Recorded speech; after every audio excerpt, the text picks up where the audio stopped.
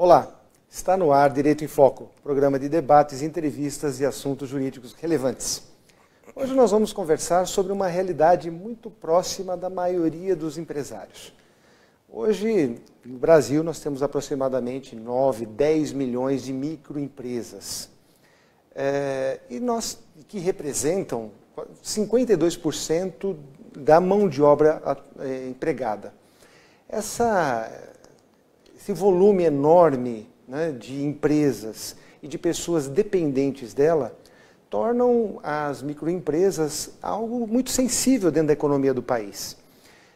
Só que nem tudo são flores. As microempresas crescem, mas muitas vezes passam por dificuldades.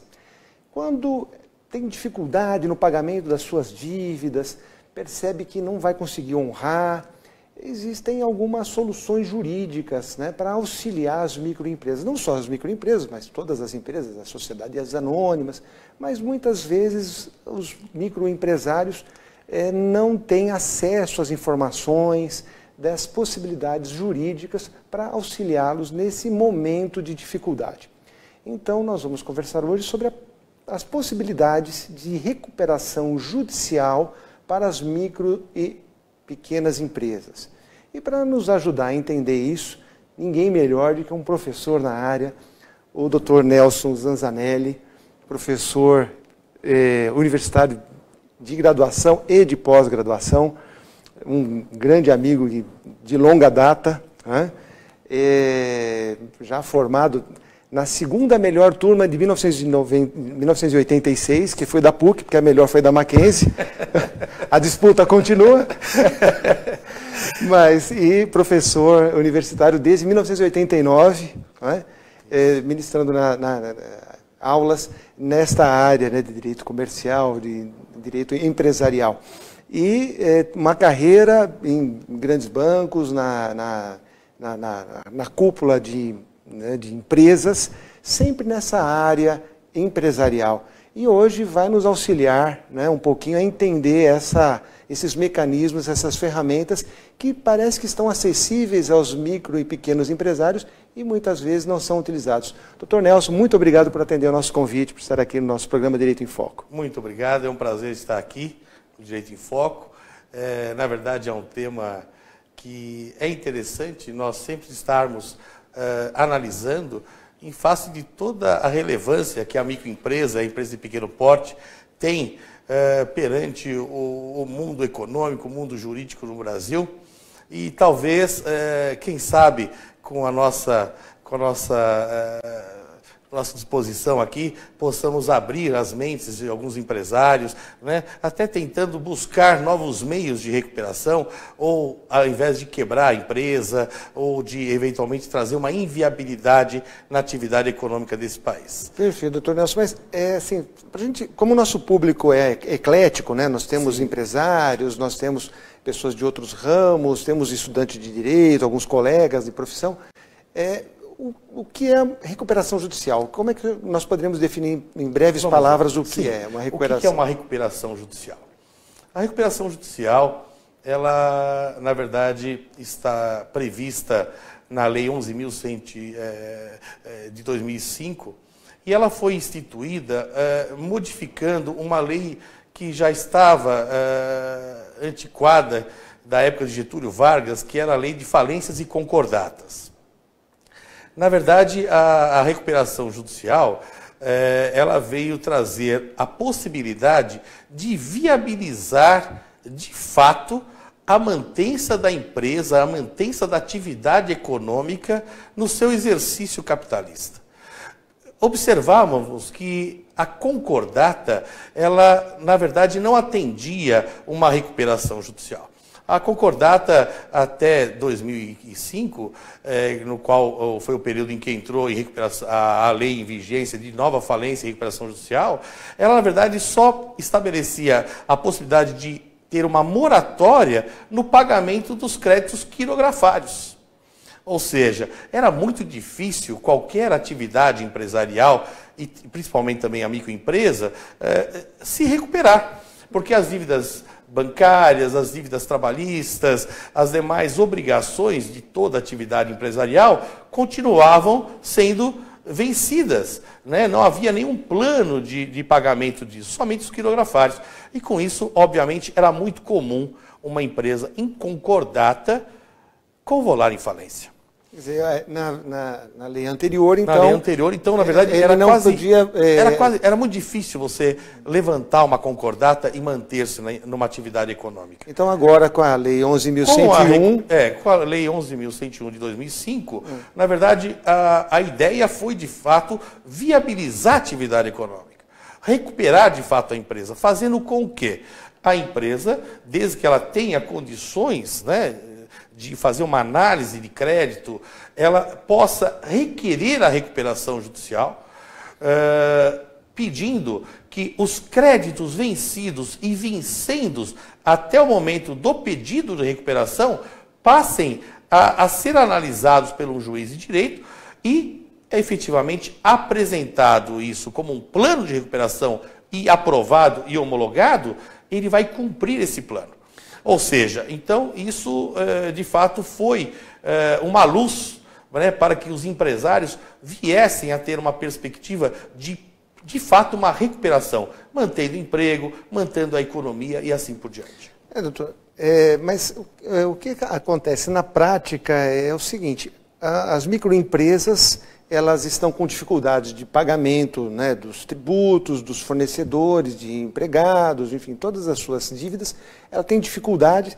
E uma das coisas que não passam, quer dizer, passam muitas coisas na cabeça do empresário, mas uma delas, uma que não passa, é pedir recuperação judicial. É vantajoso a recuperação judicial para o microempresário ou isso só serve para aquelas grandes empresas, as empresas SAs, e isso é um outro universo, o pequeno empresário, aquele lá que tem 10 funcionários, 15 funcionários, que tem um faturamento pequeno, ele diz, não, eu não vou conseguir pagar, eu baixo as portas e depois o credor que vem me procurar. Entendo. Na verdade, eu entendo que a nova lei, ela de fato veio atender o preceito constitucional. Se nós analisarmos o início da microempresa e depois a proteção constitucional, você percebe que a lei que hoje regula sobre falência e recuperação judicial criou inclusive um plano especial para as microempresas e empresas de pequeno porte. Vamos só retomar um pouco a história. A microempresa e empresa de pequeno porte, ela foi instituída em 1984. Na verdade, numa época em que nós vivíamos ainda na ditadura militar, nós estávamos ainda sob a égide de uma burocracia governamental muito grande, e foi criado, à época, o Ministério da Desburocratização. Inclusive, o ministro era Hélio Beltrão. E um dos nortes desse ministério foi, de fato, criar um estatuto da microempresa e empresa de pequeno porte, que era para viabilizar, primeiro, a regularização das atividades, que antigamente a maior parte delas era informal, porque era tão caro você montar uma empresa, que eu preferia fazer coxinha na minha casa, ou ter uma mecânica na minha garagem sem regularizar, porque era tão difícil que não compensava. Então, a estrutura da microempresa ela foi criada já para criar esse norte, essa possibilidade de pessoas de pequeno porte, de fato, terem uma estrutura. Com isso, a lei ela trouxe vantagem de aquisição de crédito, uma desburocratização na tocante à contabilização, inclusive a microempresa e pequeno porte, a lei fala que não haveria necessidade nem do contador, se bem que eu entendo que sempre é conveniente, né, para fazer uma escrituração correta. Não há necessidade do advogado de assinar o contrato social, caso seja uma sociedade optante por microempresa. Então, na verdade, você tem sempre diversas vantagens já do próprio governo para que incentive a atividade econômica. Porque, como você bem disse, a grande parte hoje da atividade econômica do nosso país está pautado na atividade da microempresa e empresa de pequeno porte.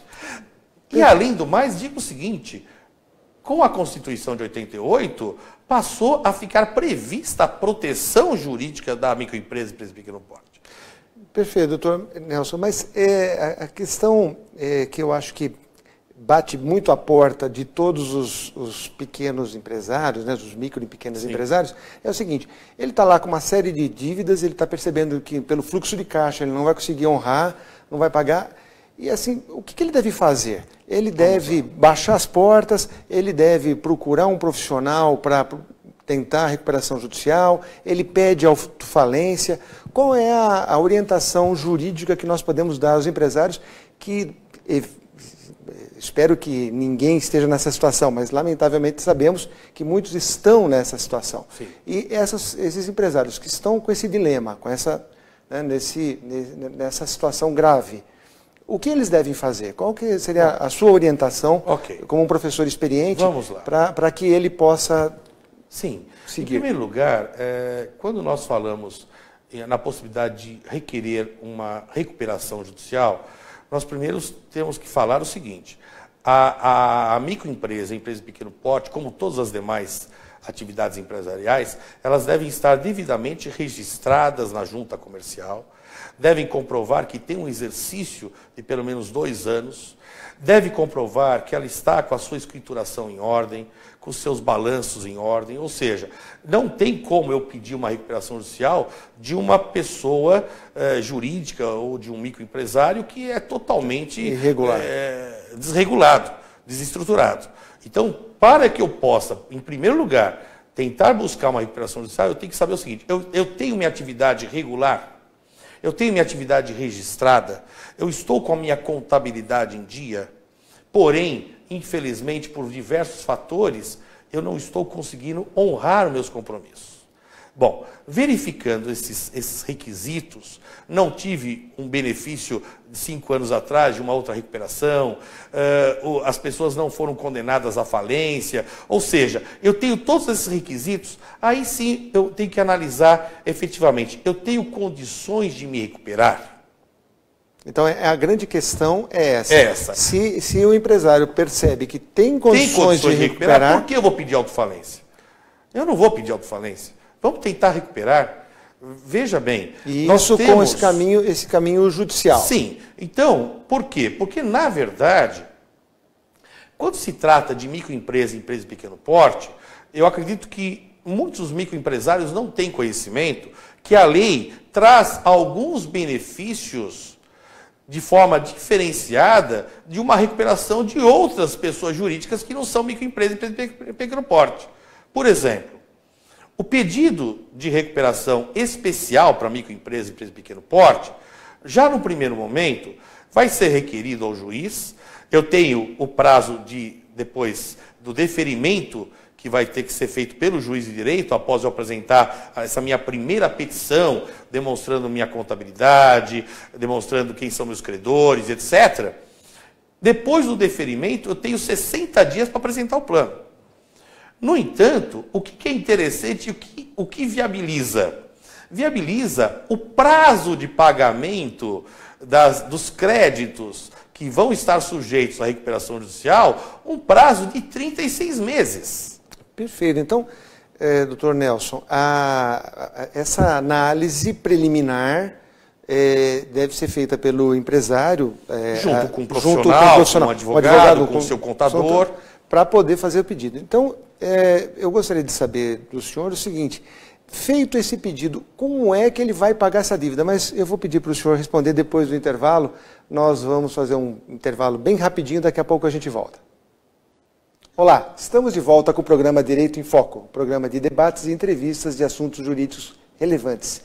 Hoje nós estamos conversando com o Dr. Nelson Zanzanelli sobre a possibilidade de recuperação judicial para pequenas e médias empresas. No primeiro bloco, o Dr. Nelson explicou muitíssimo bem as possibilidades de recuperação judicial, genericamente, e o porquê que para as pequenas e microempresas há um tratamento diferenciado, né?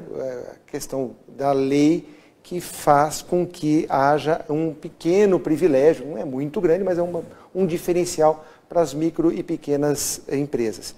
O Dr. Nelson estava explicando no final do primeiro bloco que a atitude que o empresário, que o pequeno e o microempresário deve ter ao perceber que as suas dívidas estão maiores do que sua capacidade de pagamento, eles devem procurar um profissional responsável, um advogado, contador, né, e analisar essa situação para poder fazer o pedido. Então, o doutor Nelson explicou lá quais são os requisitos básicos, para fazer esse pedido.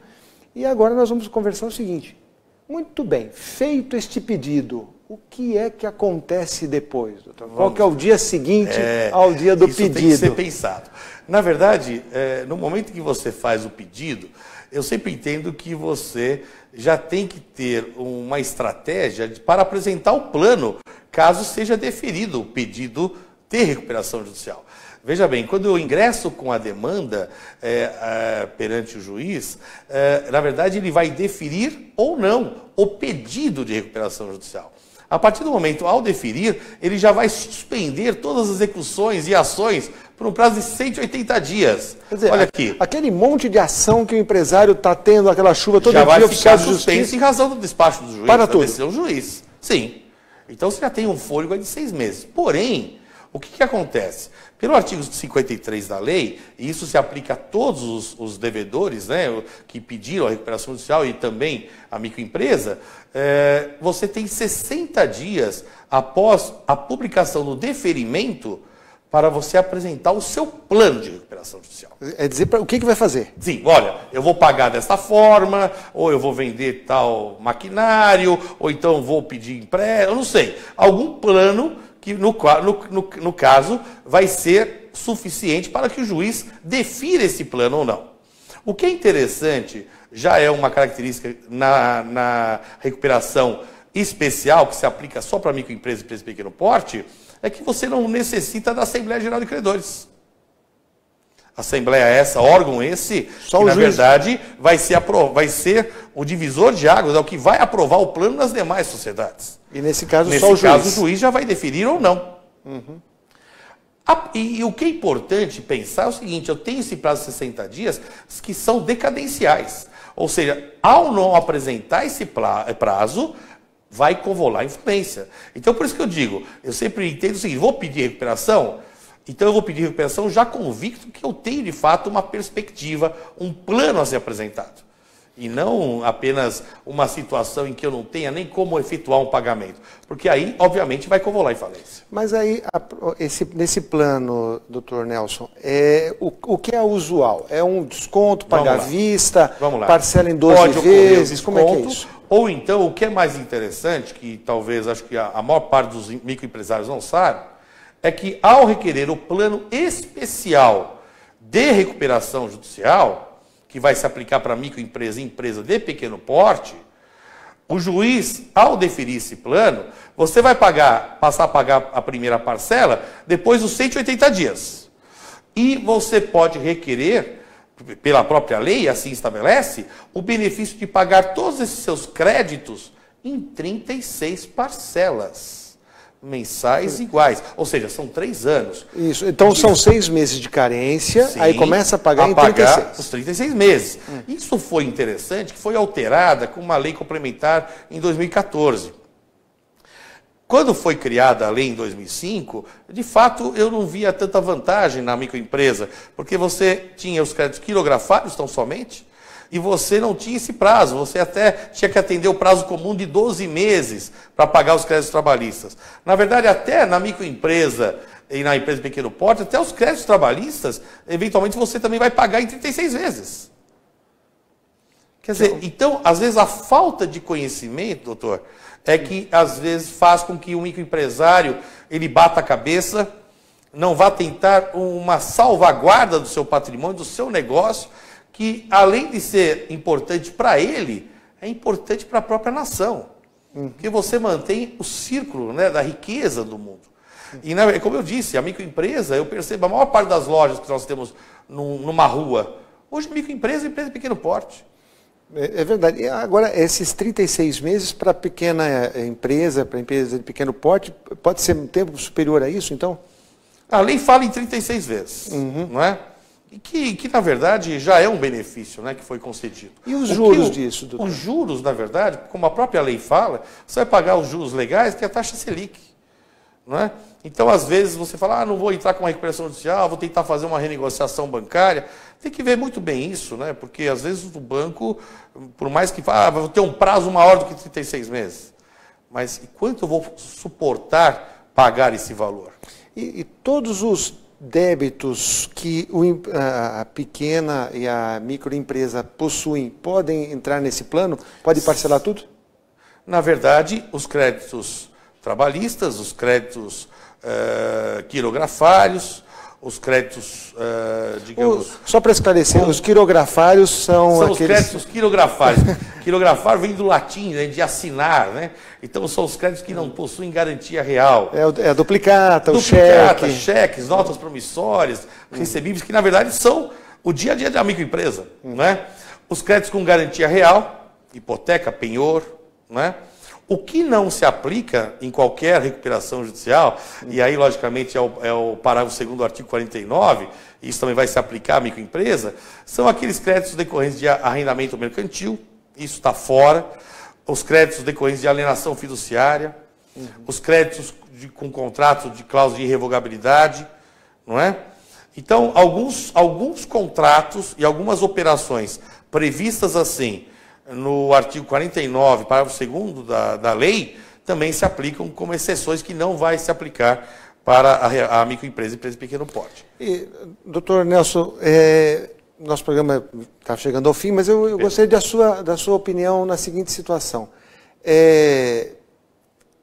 A recuperação judicial, ela é vantajosa ao empresário, especialmente o tema do nosso programa, ao pequeno e ao microempresário? É vantajoso entrar nesse sistema ou é melhor ele tentar por outros meios? Qual que é a sua... Que outros meios, né? A renegociação direta ou baixar as portas? Eu acho que baixar as portas, eu acho que sempre é a última possibilidade. Infelizmente, uma das mais usadas. Infelizmente existe até uma cultura, vou baixar as portas, não vou pagar mais ninguém, depois prescreve tudo. Isso, logicamente, é uma fábula, isso é um fake news, né?